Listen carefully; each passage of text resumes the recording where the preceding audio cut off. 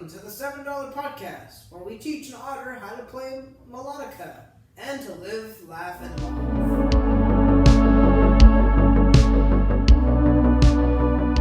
Well, boys, how we doing? Well, I guess we should introduce Hello! The man, the myth, the legend, Stephen Blakeley.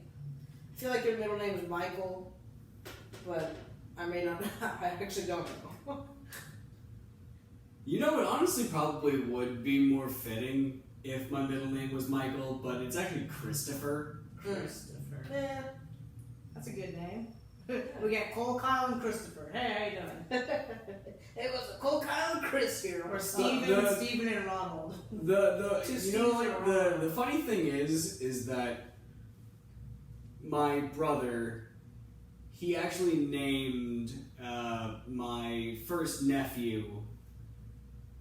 Firstly, his name is William, after my grandfather, Michael, after my brother's best friend, and then, of course, Blakeley.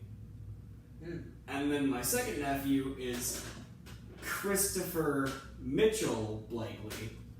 So, my middle name, my brother's first name, and then Blakeley. Math. That was girl math. That was name math. Yeah. Well, alright, everybody. Welcome to the $7 podcast. Like we've mentioned, my name is Kyle, the host with the most. This is Stephen Blakeley, or Blakeley for short. The man, the myth, the legend. And it is me, the $7 Zordon, Cole Matlock. I like your shades. That was cool. Yeah. I figured I'd give it some pizzazz. Let's put some stank on it. As you may see, sweet viewer, or hear, we have an extra guest. We will continue to only charge $7 for this podcast, or free if you're, on YouTube, for the same price of $0.00. You get the glory that is me. That's right. All for free. So, as on this occasion, usually the rule is to tell 2 people about the podcast, but now that there's 3 hosts, you have to tell 3 people about the podcast. Yeah. So we're gonna really get our numbers rolling out here. So if you're watching this right now, and when you finish this podcast, you have to go out and tell 3 people to like and subscribe to the $7 podcast. Post it in all of your Discord servers. That's right, all of them. Or Telegram, if you are of my own proclivity. Telegram, if you're of a proclivity. Yeah. So I'm more of like a hobby clivity, like I'm not really a proclivity. You're a hobbyist clivity? Yeah. Alright. Well, that joke was dumb. Good job, boys. Well, did y'all bring something to talk about today, or this is the Stephen Blakeley tell-all. I figured we interview him, see what he knows about things, see how he So, if you want something that I like to claim expertise over, first and foremost, that's going to be Warhammer 40k. Yeah. Tell us, Blakeley, why did Horus do a heresy? Okay, so it actually wasn't. In all honesty, I mean, I know it's called the Horus Heresy, but it's actually not entirely Horus's fault. So, in Warhammer 40k lore, there was the chaos-tainted chaplain Erebus.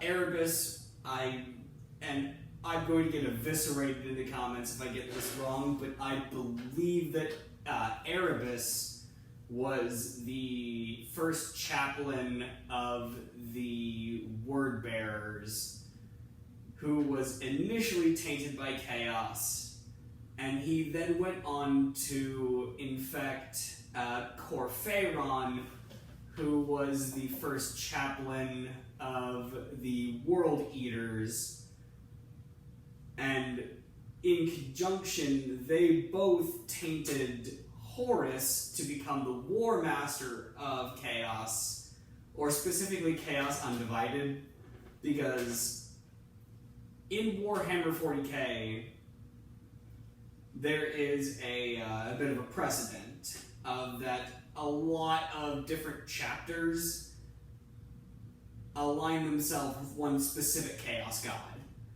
So, the World Eaters align themselves with Khorne. They are the chosen champions of Khorne. We love corn. Corn's big. The Emperor's children align themselves with Slanesh. The Thousand Sons align themselves with Tzeentch, and the Death Guard align themselves with Nurgle. So I'm just gonna break in here. Have you ever tried to watch a movie, but there's like one movie before it, and like you try to figure out what's going on in the second movie, but like you're just like completely lost? Yeah. That's how I feel. I'm like, I know none of this. Warhammer 40k. Yeah, and so Horus was like the first. So who is Horus? I don't even know that. Okay, so Like this is an inside to start off, our story begins with a godlike being of immense power known only as the Emperor, otherwise known as the Emperor of Mankind. Okay. He created the Primarchs, which are the genetically engineered super soldier badasses that lead the various factions of Space Marines. So, you have Horus, who is the leader of the Lunar Wolves, Magnus the Red, who is the leader of the Thousand Sons, Fulgrim, who is the leader of the Emperor's Children, Mortarion, who was the leader of the Death Guard, Rabute Gilliman, who was the leader of the Ultramarines, Lionel Johnson, who was the leader of the Dark Angels, Sanguinius, who was the leader of the Blood Angels, Vulcan, who was the leader of the Salamanders, Corvus Corax, who was the leader of the Raven Guard, Conrad Kurz, who was the leader of the Night Lords. Night Lord. Oh. I think that covers it. I feel like I'm missing a couple. Rogel Dorn, who was the leader of the Imperial Fists, Perturabo, who was the leader of the Iron Warriors, Ferrus Manus, who was the leader of the Iron Hands, Jagatai Khan, who was the leader of the White Scars. Who am I missing? I'm overwhelmed by these folks that you've listed. I feel like I'm missing one. Maybe they'll circle back around. Okay, but yeah, so we get it. There's lots of Primarchs, and what? So who is Horus? Where is he? So Horus was the favored son of the Emperor, Okay. who was then chosen to be War Master Okay. of what was known as the Great Crusade, which was the effort the Emperor originally led to reunite all the lost colonies of mankind under one single unified banner. The Emperor decided to stop doing the Great Crusade to go muck about with ancient technology back on Earth, and he left his favorite son, Horus, in charge of the Great Crusade to continue to bring in lost colonies of the Imperium to unify the Imperium. Then there was the plot by Erebus and Corphaeron to essentially have Horus fall to Chaos Okay. and become the first champion of Chaos Undivided. And what is chaos? Just like entropy chaos, like we're all in chaos. So or is chaos that's kind of actually like a question in and of itself, because there were originally 3 gods of chaos: okay, 3 gods of chaos. Nurgle, Tzeentch, and Khorne. Right. We talked about those. God bless Cole. It's gone. Khorne is the god of bloodshed. He is the god of punching you in the face and then saying, "Take it, you bitch." Okay. Tzeentch is the god of overcomplicated plans. That's why his name's Tzeentch, because that's pretty overcomplicated. Kind of. And then there's Nurgle, which is the god of rot and decay. But each individual chaos god represents kind of like a fundamental force of humanity. Because you start with Nurgle. Yes, he's the god of rot, decay, disease, but he also represents something more fundamental. He represents consistency. Okay. He represents essentially the fundamental force of nature. Very good. Then you have someone like Tzeentch. Tzeentch is the god of change. Like it or not, change is neither malevolent nor benevolent. It just sure as shit ain't what it was before. Very good. Okay. And Tzeentch also represents another fundamental human aspect. Hope. The desire for things to change. Khorne, he represents blood and death and warfare, but he also represents something else. The fundamental strength. I feel like they gave up on naming people like Khorne. They were like, eh. He also represents the fundamental strength to fight against injustice. There is no justice without someone championing justice for the sake of. And even Slaanesh represents something fundamental about humanity in that Slaanesh represents desire. Because you can have all of this torment and all of this pleasure, and one way or another, somebody's gonna be enjoying it.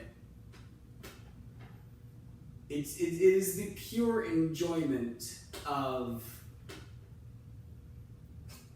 what. You lost Cole again. I think my brain is turned off. I'm trying to stay along.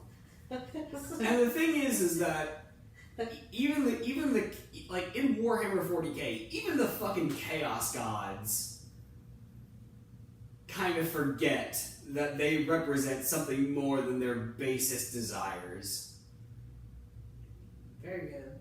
So, this has been a lot of exposition, a lot of information, but I think we're also, to the uninitiated, just real quick, what is Warhammer 40k?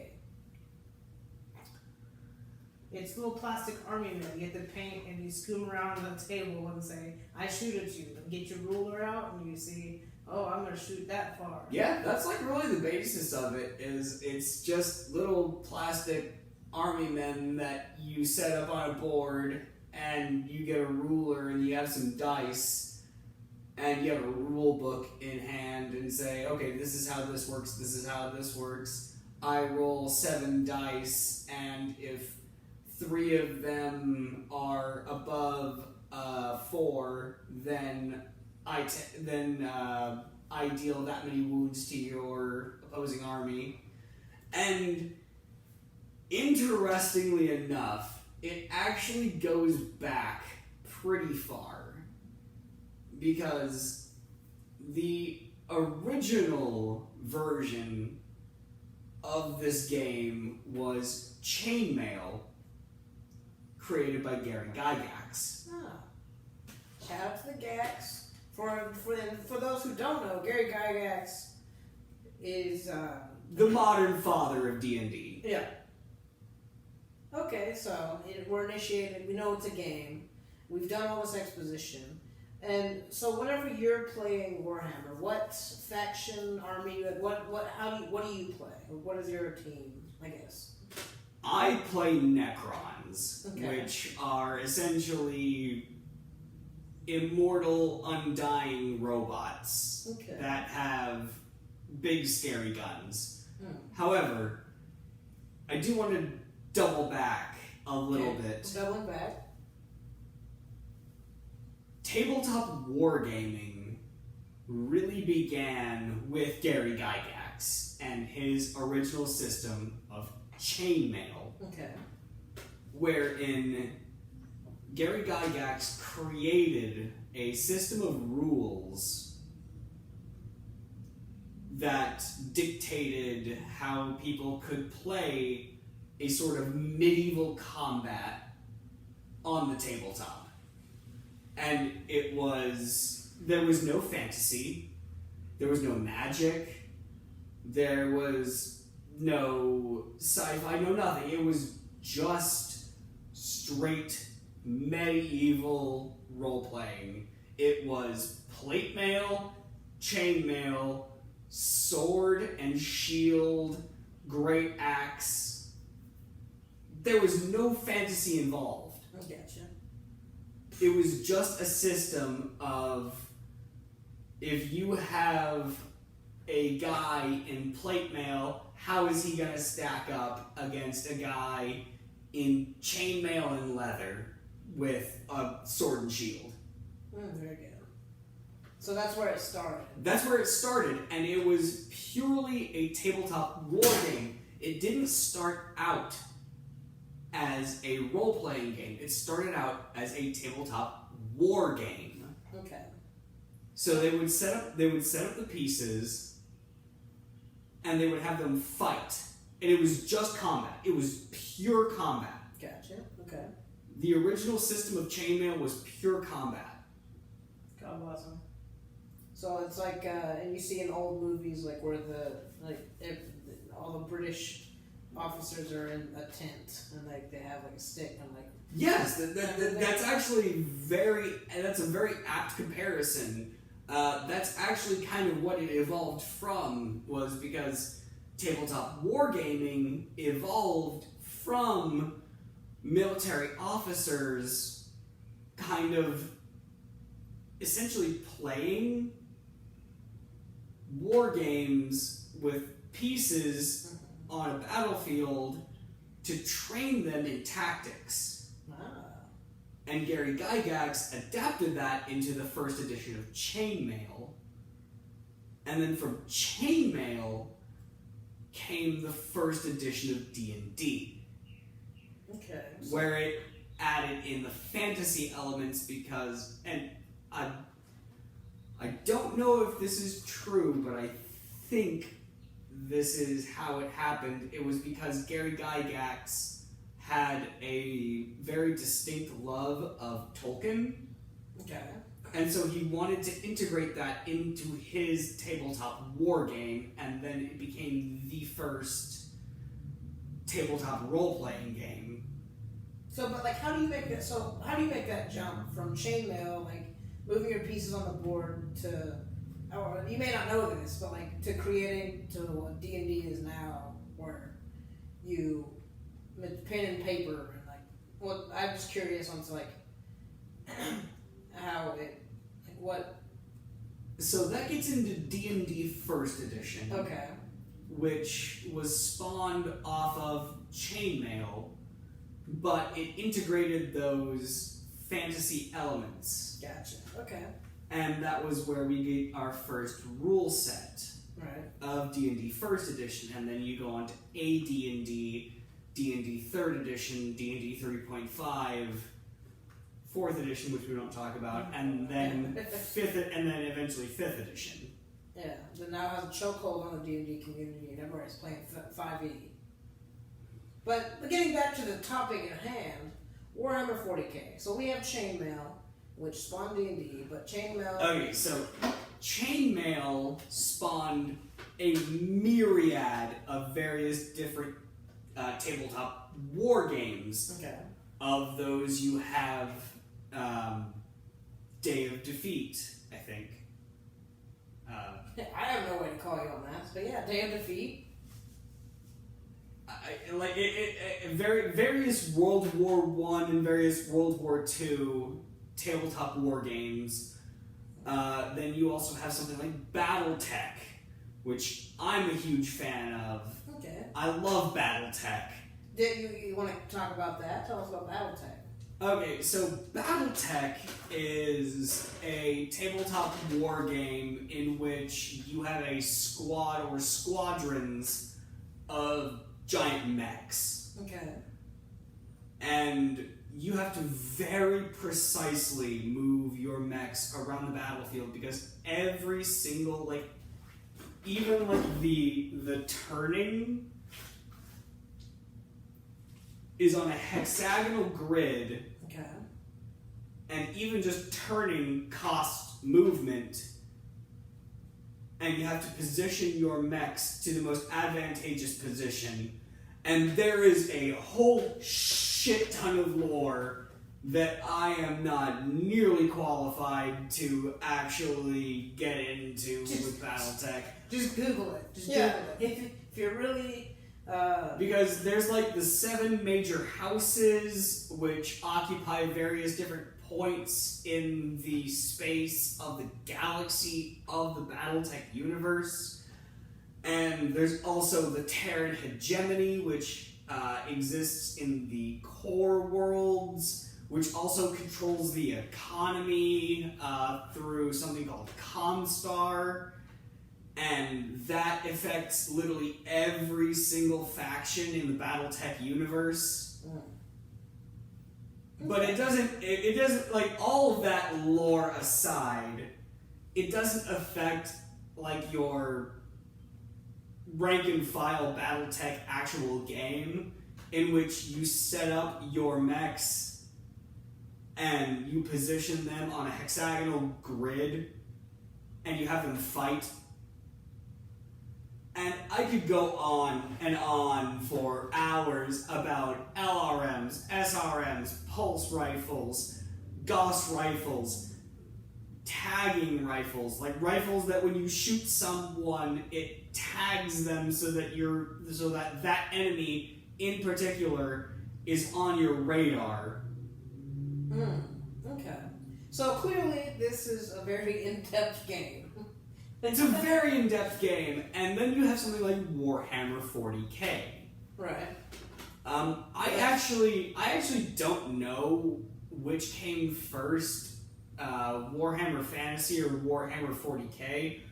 I'm going to go out on a limb and say that Warhammer Fantasy came out first. Okay, and so Warhammer Fantasy, is that a different game, or? Yes, it's a completely separate game. Okay. I would, personally speaking, this is just my opinion. So you hear that? This is his Just opinion. my opinion. Don't flame him in the comments. This is just what he thinks. Warhammer Fantasy is about block units. Okay, what does that mean?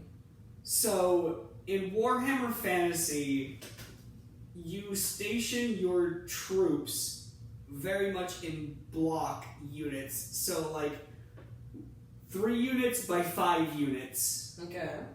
So is this different tactics? Or It's very much different tactics. Okay, and so let's take a step back because I am very non-initiated. I think Kyle has wet his whistle on this a little bit, but I'm completely clueless. I'm a dirty casual when it comes to tabletop gaming. Like I played a little bit of D&D. I wanted to play Infinity. You know, the metal minis. The pewter ones? Yeah. Yeah. Okay, so we can get into Infinity. I was about to ask, how do you know about Infinity? But what is the difference between Warhammer Fantasy and Warhammer 40k? Like, is it all the same characters in Warhammer Fantasy, or is it like orcs and like elves and? So there are a lot of idiosyncrasies between Warhammer Fantasy and Warhammer 40k. Okay. I know a lot of nerds, myself included, will make a big parallel between the Stormcast Ethereals and the Ultramarine Primaris Marines. And also they will make big parallels between Warhammer Fantasy orcs and Warhammer 40k orcs. Okay. Warhammer Fantasy is very much principally in what is known as the Age of Sigmar setting. And Warhammer 40k has so much lore that I cannot get into it. So is it like it's space and like there are people that have gone into much longer, detailed diatribes of what Warhammer 40k is. I will give you my basic rundown. Okay, yeah. for the sake of the uninitiated, for the layman as I am, the Warhammer 40k, and you have a 60-second pitch. What do you tell them? You're gonna stretch out this one. Our story begins with a godlike being of immense power known only as the Emperor, uniting the various lost colonies of man by creating a certain number. So this is what you explained. Yeah, a certain number of post-genetically engineered badasses known as Space Marines, each with their own OP Primarch to lead them. He then embarked on the Great Crusade, which is where he was trying to reunite all the lost colonies of man. Everything was going great until he decided to go and muck about with ancient technologies back on Earth and left his favorite son Horus in charge of the Great Crusade. All was going well until Horus decided to fall to chaos because of poor Pharaon and Erebus, in which he then decided to stage a coup against the Emperor, which culminated in the Horus Heresy, in which all of the traitor legions fought against the loyalist legions in the Siege of Terra, which is where they tried to invade the human homeworld of Earth, or Terra, as it was known. Horus was seeming like he was on the up and up, and he was going to win. He was on the flagship of the Vengeful Spirit, aboard with the Emperor, where he killed his brother Sanguinius, and he was about to kill the Emperor until the Emperor then decided to kill him with mind bullets, but the Emperor was mortally wounded, and the remaining loyalist Primarchs ushered him with all haste to the Golden Throne. The Golden Throne being a very large golden chair in which that maintains its psychic essence at the bargain cost of 1,000 souls every single fucking day. So the Imperium went into a state of brutal dictatorship and just absolutely horrible, abject, grimdark, and that is how it has remained until the current day. So it's current is the way the game is now. It's in the grimdark kind of bad time. In the grim darkness of the future, there is only war. Okay. And that's not even talking about the Necrons, the Tau, the Eldar, the Old Ones, the Krorks, which are the Proto-Orcs, and all of that other lore that you don't actually really need to know. Okay. Or the Dark Eldar, which are just horrible little sweat goblins. Okay, and people play those armies too, or yes. Okay. So the current armies or factions. Every army in Warhammer 40k is somebody's favorite army. Okay. Like so every you have Pokemon is someone's favorite Pokemon. This is the same thing with Warhammer. So you have the Orcs, the Eldar, the Dark Eldar, the Necrons, the Space Marines, the Chaos Space Marines, the Astra Militarum, the Adeptus Sororitas, the Adeptus Mechanicus, the Grey Knights, the Space Wolves, the Blood Angels, the Tau. Who am I forgetting? Yeah, somebody out there that's listening is like, you forgot this person. That's my favorite one. I guess not like this army ever. What did you say? Ferris Manus. That is the Primarch of the Iron Hands. His name is Iron Hand, and his thing is Iron Hand. Yes. Hello, my name is Iron Hand. There's also a Primarch known as Fulgrim, who is the Lord of the Emperor's Children, whose basic whole thing is that he wanted to be more beautiful than Sanguinius. The naming conventions are kind of on the nose. Yeah, well, there's so much, like, you might as well make it on the nose. So... And then, of course, there's the Adeptus Custodes, who are how could we forget those? Who are the personal champion guard, honor guard of the Emperor himself, which until recently were sequestered to the Imperial Palace. But that was, I think, until Rabute Gilliman, the Primarch of the Ultramarines, came back. Okay. So, in the way the game works, are these armies all cyclical, or how does that work? Like, what is the So the Space Wolves, the Blood Angels, the Adeptus Sororitas, the Astra Militarum, the Grey Knights, the Inquisition, the Adeptus Mechanicus, those are all part of the Imperium of Man. Okay. Then Chaos Demons, Chaos Space Marines, and every other chaos-y thing, they're all one, but they backstab each other like once a week. So, okay. So are Necrons part of the Chaos, or... So the Necrons are actually a precursor race in the time of the Old Ones. Okay. They were actually one of the original races that was part of the War in Heaven, which fucked up the Realm of Souls, which caused it to become the Warp. Okay. So the Necrons are actually constructs of living metal that have no souls, which therefore they don't have any psychic presence. Gotcha. So, what being a Necron player, well...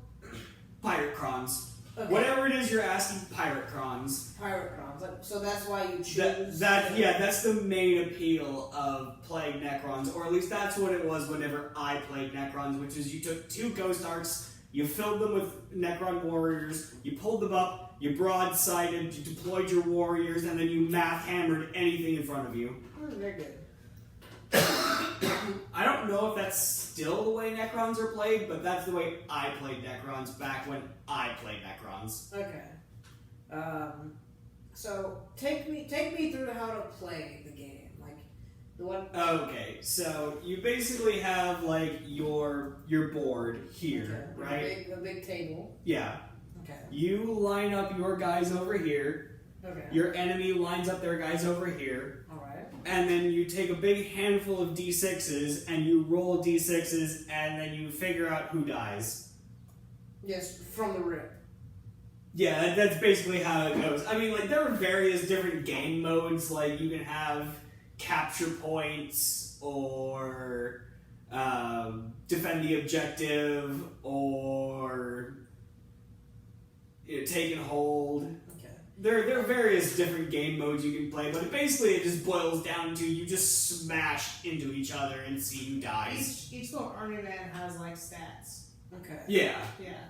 So you know, like this little army man shoots this kind of gun. So, for instance, let's take your Primaris Terminator. Okay.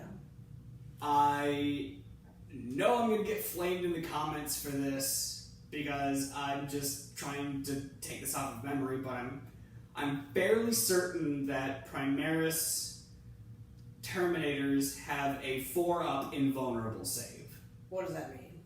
That means if they roll a 4 or above, it doesn't matter what weapon you hit them with, they're gonna survive. Okay. And, like, so... Would you pause for a moment? Yeah, we can... We gotta take a potty break. We're back, boys! Oh, yeah! And how? Oh, pee break over. Okay, so welcome back to the $7 podcast. We've got our Warhammer 40k aficionado here on the $7 podcast.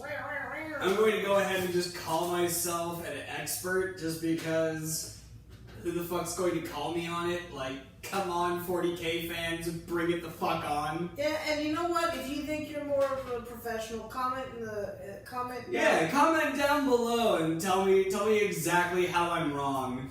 Yeah. Every one comment will tell Blakeley exactly how wrong he is. It would have to be one lash that we can. Yeah, for every individual comment that corrects me, I will receive one lash. And if you really want to show them, like 5 times as much as a like or a comment is subscribing. If you subscribe, That's 5 lashes. Subscribe and then message us. Like, I subscribe to cause Stephen Blakeley pain. Yeah, like specifically subscribe just to cause me torment. Like Hey, whatever works to get. whatever drives up the numbers. Like that would be our fucking Patreon goal. Is like the you whipping me for every single thing I got wrong about Warhammer 40k lore. Okay, so clearly there's a bunch of lore. It's hotly contested. So like, how do you get into Warhammer? Like what Warhammer? How do you get into Warhammer 40k? Like what? How does if one says, "Ooh, I'm really juiced up for. I really want to get into this game." How do you? What's the entry? Like, where do you start? Because I feel like there's so much like there. Like, where do you start? And like, how many units do you need? Give me the lowdown on how to become a little miniature character. Personally speaking, if I had to say like a definitive starting point, I would say the Dawn of War Okay. video game series.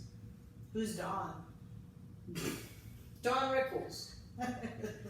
So there is a series of real-time strategy games that is available on Steam, not a sponsor. Yeah. Uh, But Steam, if anybody And wants if you want to sponsor us, THQ, if you want to sponsor us, Relic Games, if you want to sponsor us, email the $7 podcast. because I cannot sing the praises of this game series highly enough. There you go. Because that is actually what got me into Warhammer 40k, was playing... Salute. But the Dawn of War series is what got me into Okay, 40k. so that's a video game, and is that based in Warhammer War? It is a Warhammer 40k. it is a full tie-in video game. Okay. So it is fully sanctioned by Games Workshop.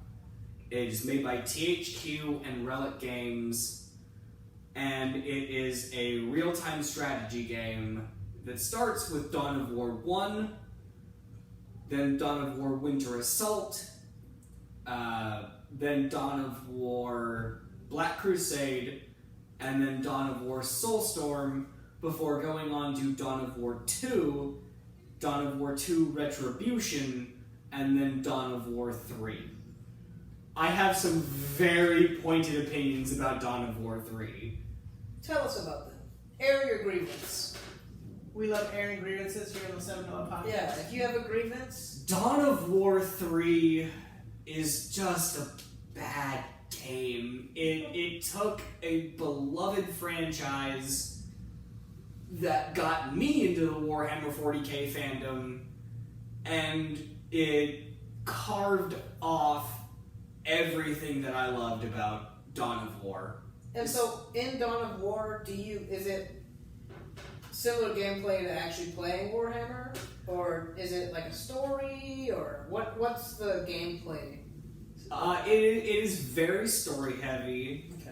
I would say, but it really does feel like you're playing the actual tabletop, because in the original Dawn of War,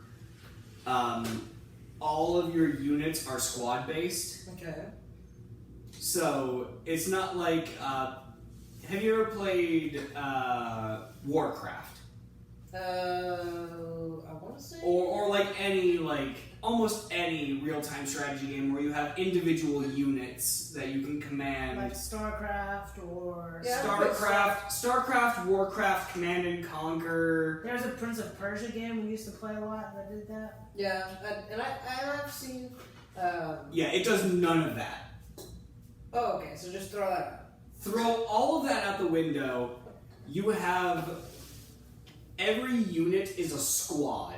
Okay.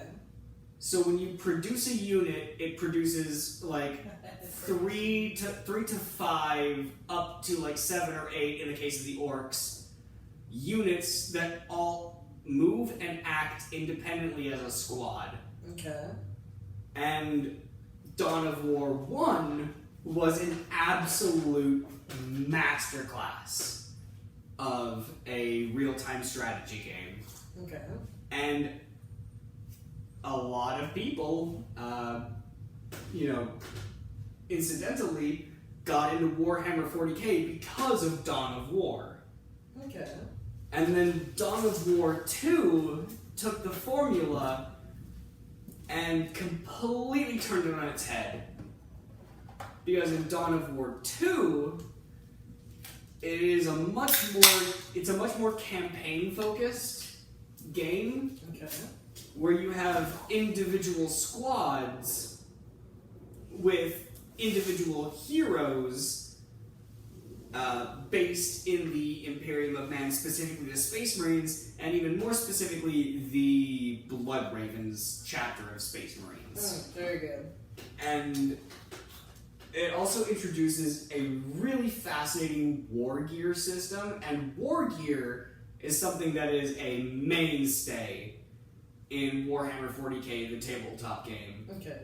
War gear is optional, additional weapons and armor and gear that you can equip to your warriors to make them more effective in battle. So do you actually have to go and glue the little gear on, or That's a contentious topic.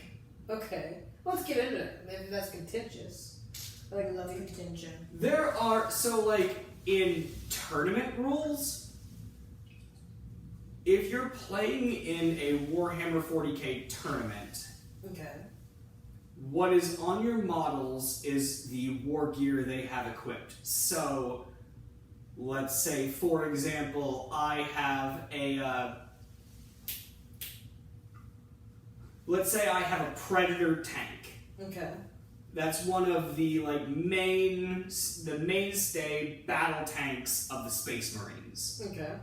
There are a number of different main guns you can put on a Predator tank.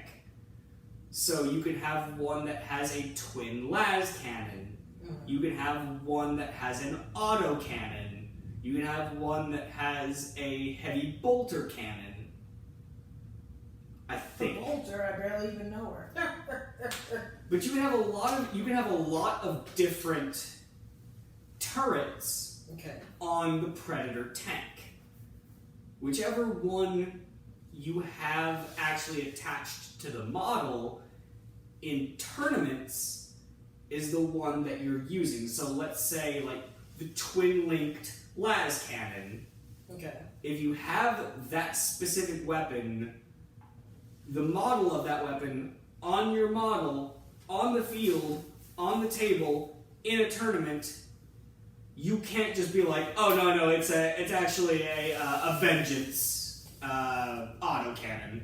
Okay. It has to be the twin-linked las cannon. And do they? So before you get into a tournament game, do you have to go to a judge and they have to look at all your minis, or to make sure? How do they control that? It really depends on what game shop you're going to and how strict the rules are for pick up and play games. If it's a Games Workshop sponsored tournament, the tournament rules are very strict. Rightfully so, understandably. If it's just for sake of example, if we go to Fat Ogre, Okay. also not sponsored. Yes. If we go to Fat Ogre Okay. and we bring 2,000 points of Necrons, and I put out 2 Ghost Arcs and a Treyarch Walker, and I have one of the underslung guns is a heavy Gauss cannon. Okay. I can be okay, for this battle, this isn't actually a heavy Gauss cannon, it's a Tesla arc. Okay. So it's more casual. Yeah. Okay, I mean, and that makes sense more. I mean, if you're trying, If there's money on the line, if there's like a cash prize for this tournament, yeah, the rules are going to be pretty strict, and you're probably also going to have an arbitrator from Games Workshop who's going to be there, and it's also a lot like how Magic the Gathering is. Ah, yes, okay.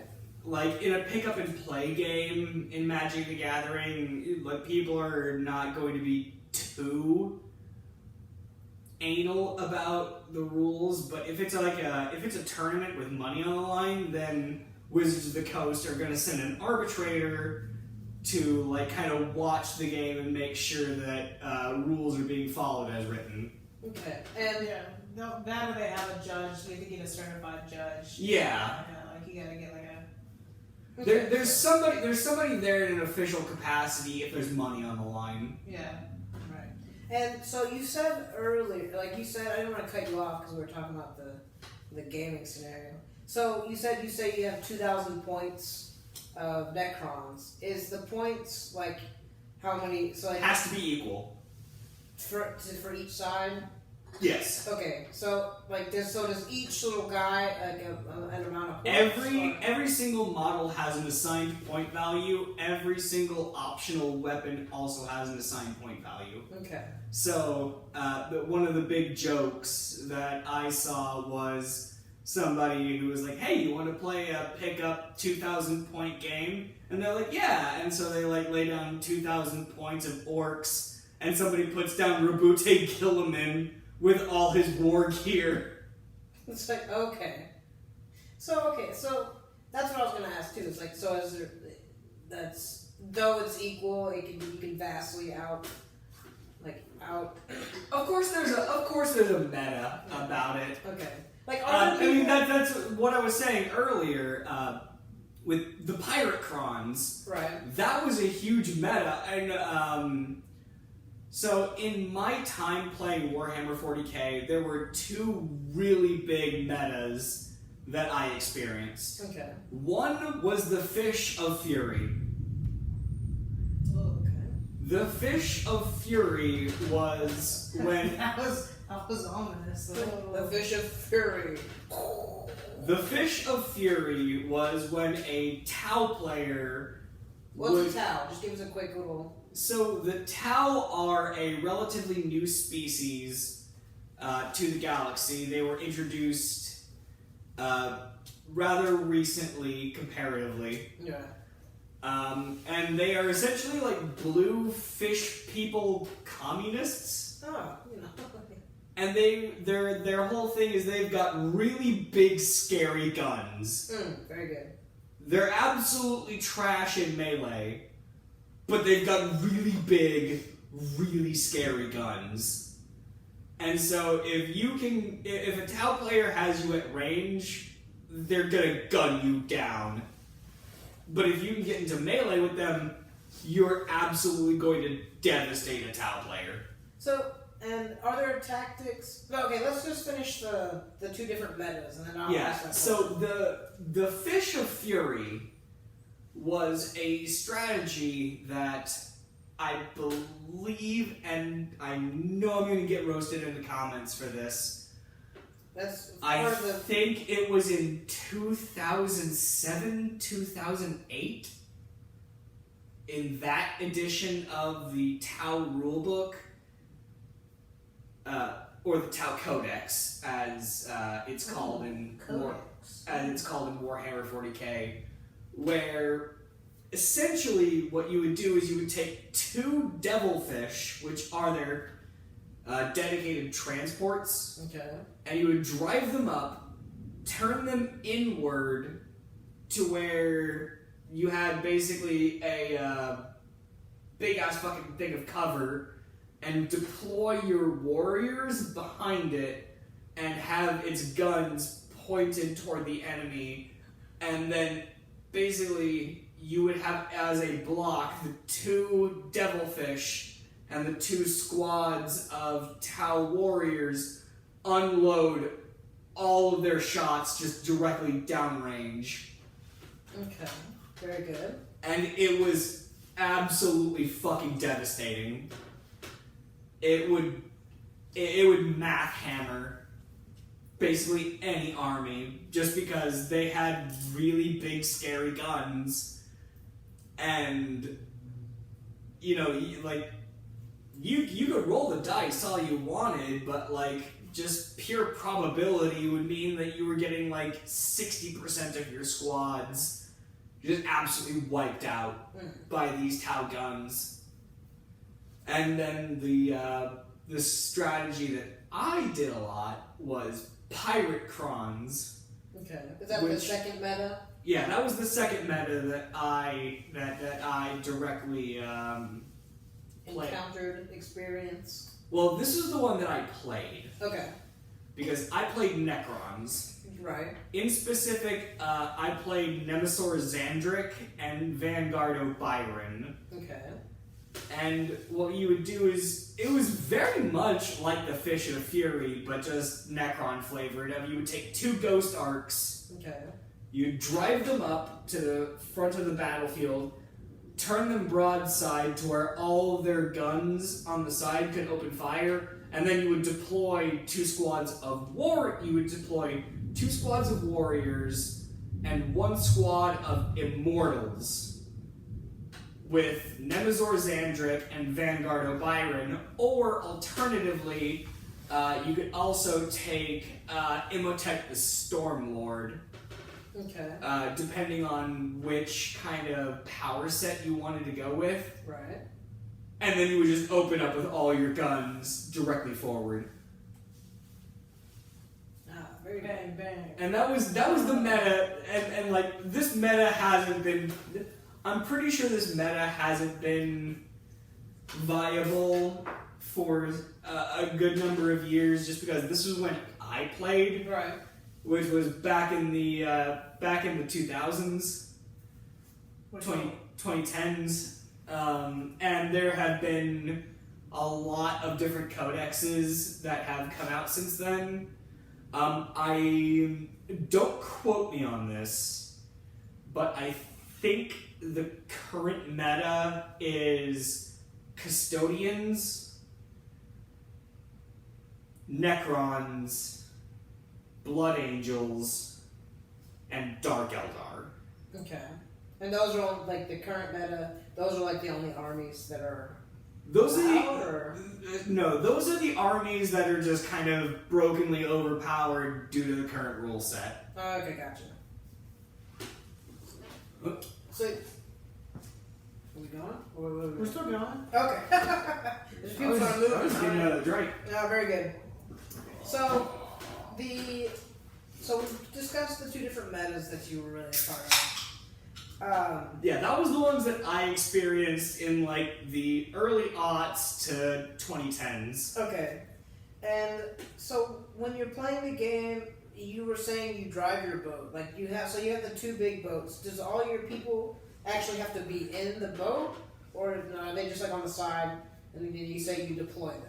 You don't have to have the miniatures actually in the vehicle, but your units are in the vehicle. So essentially, you'd have your massive you have your massive troops over here, right, off of the board. Okay. And you'd have your 2 vehicles, and you drive your vehicles up, turn your vehicles to the side so that all of their broadside cannons were usable, and then you would take your massive warriors and troops and you would put them on the board because they were supposedly in that vehicle. Okay. And so whenever you've got the 2 boats, is the other army firing at you, or? Yes, they can absolutely destroy your vehicle if they get some really good shots on you. Okay. But vehicles are 4x principally pretty well armored. Right. And so, regular ass standard troops are not gonna penetrate that armor. Okay. And if very, very reliably. There's actually a lot of jokes in the Warhammer 40k fandom of you'll have something Treyarch Praetorians in the Necrons who have deflector shields, and they can basically reflect incoming attacks. So an attack will hit them. You roll a dice on like a 3 or below. It just reflects and hits them back. Right. Or like you'll have something with like some of the Tyrannid units where they have things like they don't have specific heroic status, which means you can field like 7 of them. Very good. One of the I think one of like the current metas with the Tyrannids is you have a like it's like a flyer unit. Okay. Which is a unit that flies. No way. It's got a clear plastic stick underneath it, so you know it's flying. And it like anytime it kills a unit, it explodes into rippers. What's that? Rippers are like these really small mob units. Okay. And that can just and like there's no limit on them. You can have as many of them as you want as long as you're within the points of the game. Gotcha. And so that's my other question. So you've got the points. Are there people that just have such a massive amount of army that they just overrun people? Or no. Okay. That's the point of the points system. Gotcha.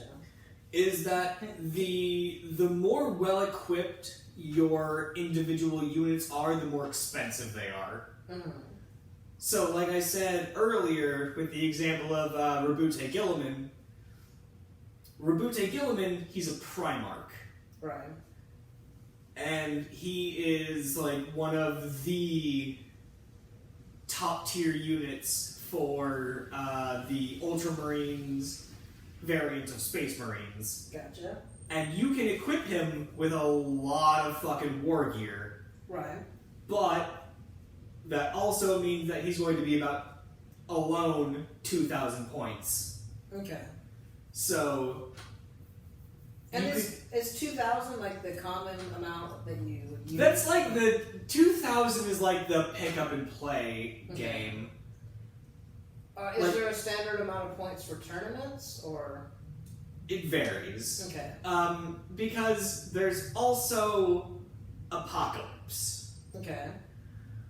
Apocalypse Warhammer 40k is where you get, like, have you ever seen those models that are like about this tall? I have. Yeah. Your Warlord Titans, your Warhound Titans, your Emperor class Titans. Those are Apocalypse models. Right. And those games can range from like 1,500 points to 30,000 points. Okay. And they're massive. And like I've seen games of APOC go for like a week solid. Just because there's so many units and so much combat. It can last for a long ass time. It's like a game of cricket. Ah, very good. So, very good. Do you have any questions, Kyle? I feel like I'm kind of just running this. I'm just blown away by Warhammer. Warhammer 40k. And I know I'm gonna get like ripped apart in the comments just because like I know I goofed up some of the lore. And I mean like I am like a self-proclaimed like fan of 40k, and even I goof up the lore. Just like It's so expansive, like everything from Cyphus Cain to Commissar Yarick to the War of the Beast, or even to something like as innocuous as like the first War of Armageddon. Armageddon. So we've discussed the game a lot of mechanics. So what drew you to start playing Warhammer? Like what is your personal history with the game? Like how did you start? My first foray into Warhammer 40k was actually my brother getting into it. Okay. My older brother Mitch, he bought a Space Marine army, and so that I didn't feel excluded, my mom decided that I could pick an equal number of points of a different army. Okay. And so I picked Eldar. And in specific, I chose Striking Scorpions, Swooping Hawks, Guardians, and Eldrad the Warlock. Okay. And then I kind of fell off it for a little while, and then the game Dawn of War came out. Right, and we discussed that, just getting into that. And I just went fucking balls to the walls as soon as Dawn of War came out, because I loved that game. Very good. I played it through. I even played it on the hardest difficulty. Wow. And you've played, so you've listed all the games, all the Dawn of War games. Have you played all of them? Yes. Okay. I have also played them all on the hardest difficulty. Very good. Even Black Crusade, which is a fucking slogfest when you play it on the hardest difficulty. Very good. And so, through all of this, have you, like, as far as, so, like, we're thinking, you know, we're talking about how the layman wants to get into Warhammer, and what's the community like? Have you found that they're welcoming? Is it hard to get into? Like, are there a bunch of resources? Like, if you want to get into the tabletop game, there is a very large barrier to entry. right. That's what I was thinking, is if you have to spend all this guap on miniatures and all the things that go into that. To get into Warhammer 40k is not that hard. Dan Abnett has a great series of novels that detail the Horus Heresy and a lot of premium Warhammer 40k lore. Very good. If you want to just get like the very surface level experience, just buy Dawn of War. Very good. Dawn of War 1, Dawn of War Winter Assault, Dawn of War Black Crusade, Dawn of War 2, Dawn of War 2 Retribution. All of them fantastic games. Oh, sorry, also Dawn of War Chaos Rising. Okay. But not Dawn of War 3. We don't talk about that one, or... It's not that we don't talk about it, it's just so disappointing. Okay, very good. Compared to the previous installments, it's just so disappointing. I wanted just so much more out of it, and it just didn't.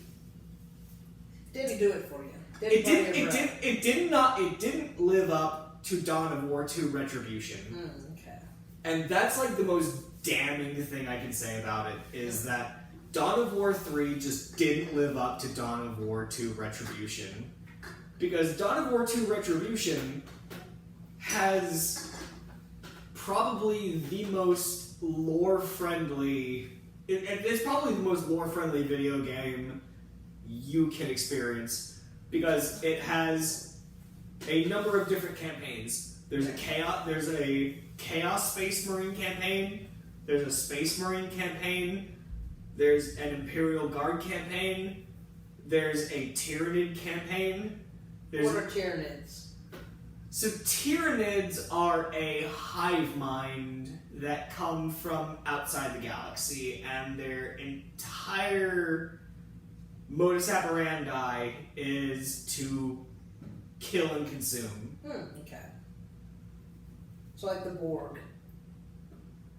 More like the Zerg from Toy Story?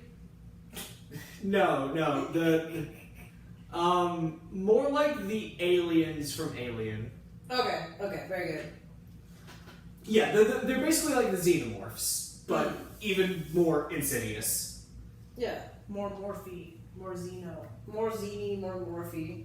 So we've talked about the game for a while. We mentioned Infinity. Do you have any experience with that? Do you know anything about that? I have no idea. What is Infinity? It's a game by Core Visibility, and it's a miniature game, and I don't know too much about it because I started playing it and then I stopped playing it pretty quick. Just talk about that barrier of entry. Yeah, because if you think painting plastic is hard, try painting some pewter. Very good. So, like, do you yourself paint the miniatures? Oh yeah. Yeah. I love painting. I love painting minis. Okay, and we were discussing it a little bit off the camera. Can you just spray paint the miniatures? What's the Can you spray paint your miniature army black and call it the Shadow Army? There are some people who would say that you have to paint your minis. I am not one of those people, and I know I'm going to get crucified for saying that, but... Because I could just paint, if I had one, I would just paint them all black. I can't see them. My advice for anyone who's getting into a tabletop miniatures war game is thus. Start with orcs. Start with Warhammer 40k orcs. They're real easy to paint. And you can get away with making them look kind of ramshackle. Because they're orcs. You can really hone your skills painting orcs. And so, do you have to wear like an eyepiece when you paint, or like? I'm not going to say that painting should be anyone's definitive. Oh, I'm not going to get into this hobby. If you've got gray ass miniatures, just fucking play. Very good. Enjoy yourself. It's meant to be fun.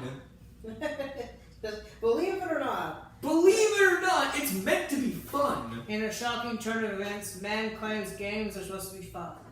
I mean, because Magic the Gathering is a lot like that. I know for the game, the Warhammer 40k is a lot like that. It's like people get so caught up into the weeds where they're like, you're not doing it right. It's like, I'm just here to have a good time. Just have fun. That's all it's meant to be. Just have fun. And that's the takeaway. Anything to take away from this podcast episode, have fun. Yeah. That's right. It's... why do you have to be mad? It's only a game. It's only a game. Just enjoy yourself. Yeah, really. Well, I feel like I learned a lot. What about you, Kyle? I'm blown away. Just give us a rundown of everything you've learned. I'm gonna play orcs. Yeah, and corn. Are there corn? Let me tell you, I love the orcs. Are there corn orcs? Depends on who you talk to. Okay. And Some people will say yes, there are cornate orcs. Other people will say that no, orcs have to either worship Gork or Mork. very, very orky names. And so back on that corn thing, do people paint their minis like corn? Yes. Like with like a corn on the cob? Is that So there are people who will dedicate their entire chaos army to one particular chaos god. I'm talking about like corn, it's corn, like corn on the cob. Yellow and green. Green. I'm sure I'm sure there is, but I've never seen somebody that's made an entire well detailed painted meme army. But see, that's what we need. Just because like a 2,000 point army is like $3,000. Hijo que su. So why so much? Because Games Workshop knows that they can get away with charging that much. Very good. That's why BattleTech. That's why I love BattleTech, is because BattleTech miniatures are relatively cheap. Okay. So And I personally love the game mechanics of BattleTech a lot more than Warhammer 40k because it goes on a grid system. Right. And is Warhammer not a grid? It's just kind of open? It's completely open and you measure with like an actual fucking measuring tape. Okay. And so when you're moving, do you have to move each little... Yes. Okay. With a measuring tape. To the inch. To the inch, he says. Yes, because in the case of the orcs, there is a specific rule that if you paint your vehicles red, they move 1 inch further across the battlefield per turn. I love that. Because the red ones go faster. And that's a hard and fast rule? That's a hard and fast rule.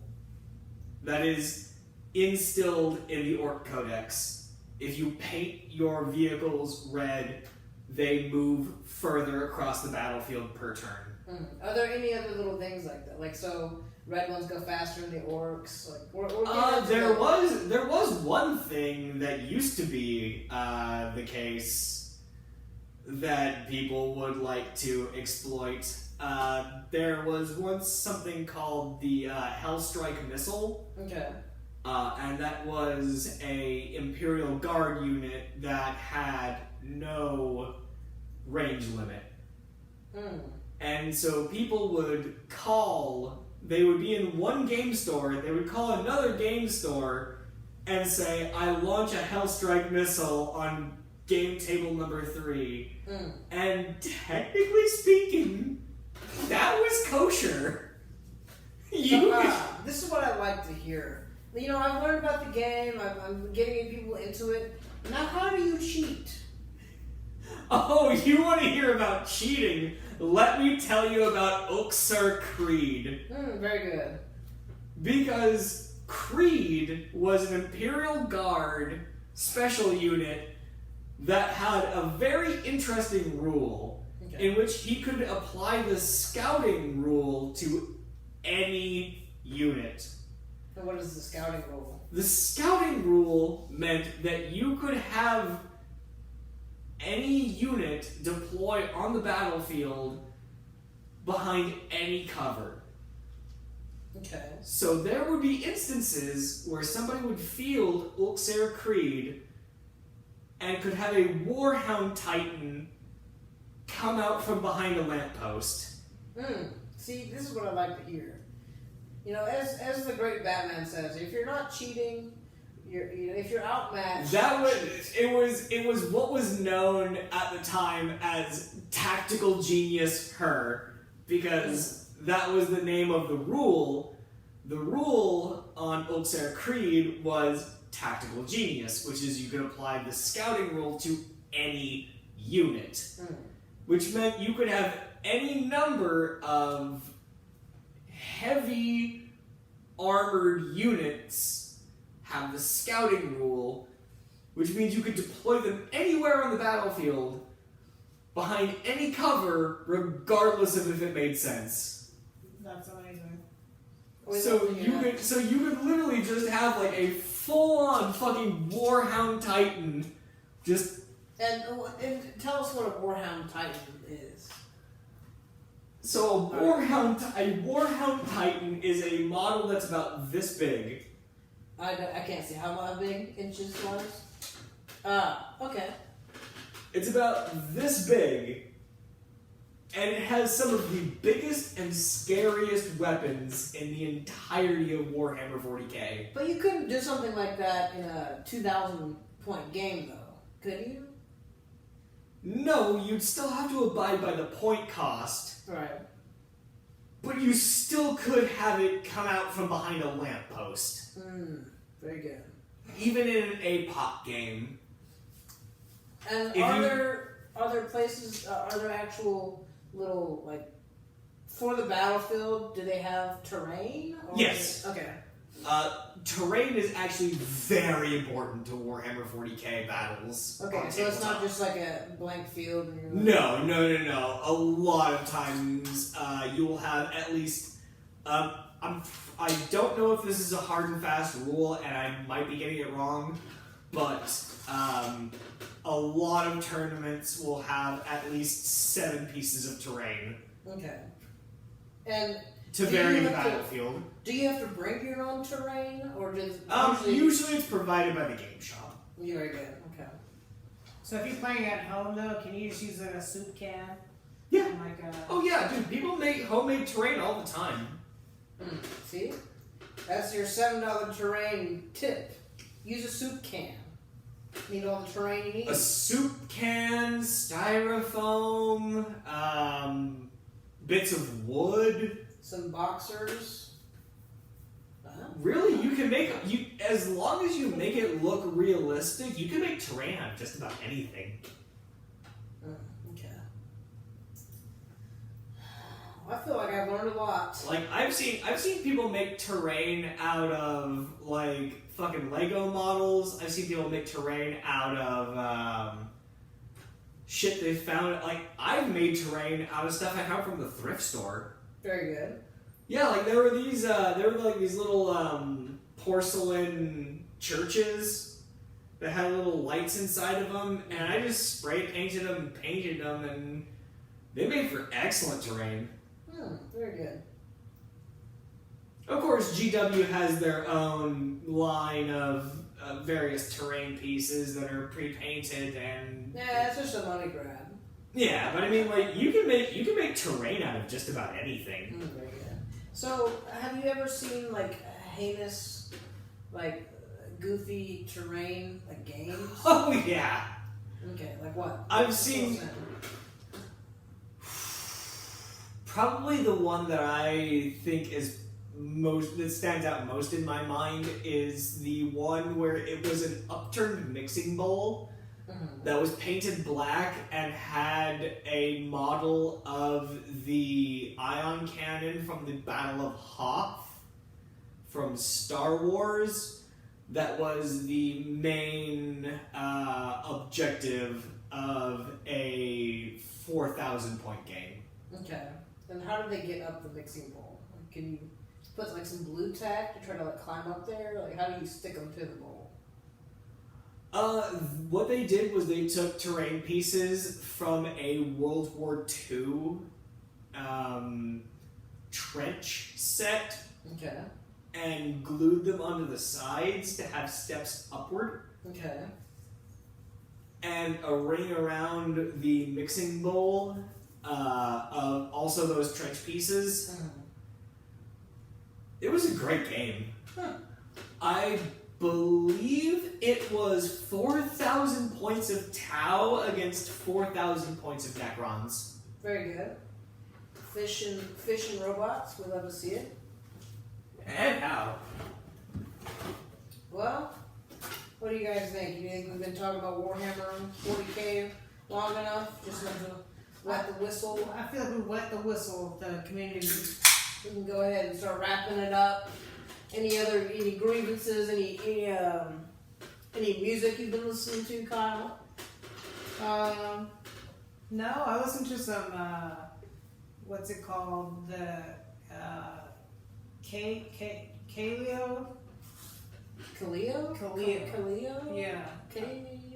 Yeah, like lay down, like go. Yeah, pretty good song. Yeah, not that song specifically, but I was listening to some of their music today. Yeah, And Tyler Childers, very good. brother Tyler, Tyler Childers, the boy, the man. and I also listened to some Wood Kid. Very good. Yeah. Run, boy, run. Yeah.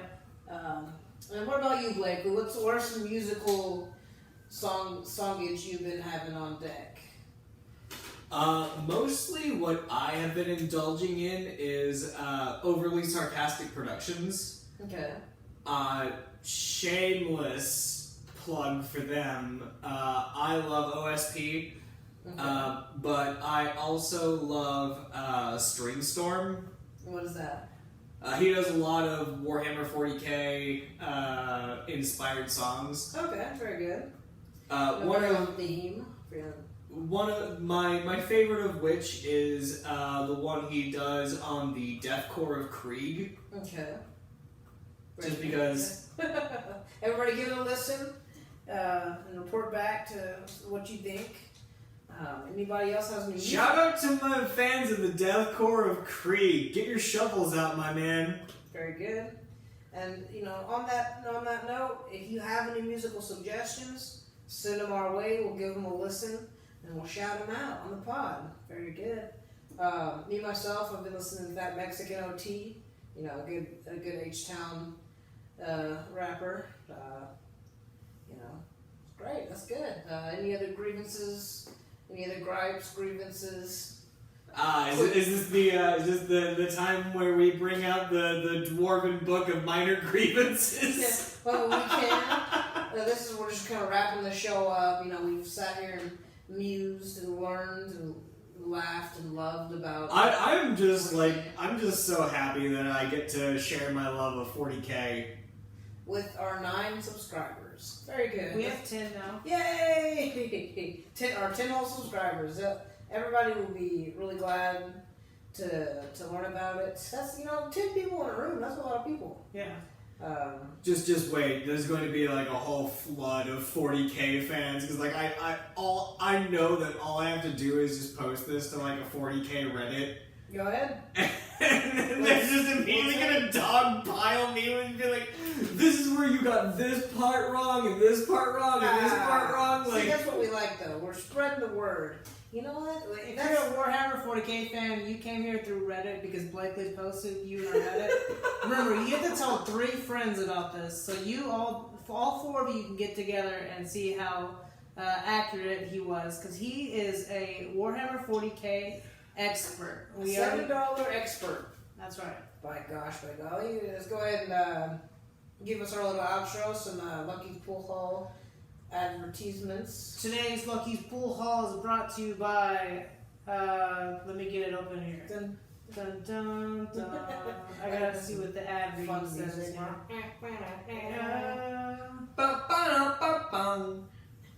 Very good. Lucky's Pool Hall. He's pulling it out. Lucky's Pool Hall brought to you by Carmen Insider. Free delivery to the front door or the back door. Brewed 14 days in an organic sack. Carmen Insider. Very good. And Hishnet, Fishnet for men.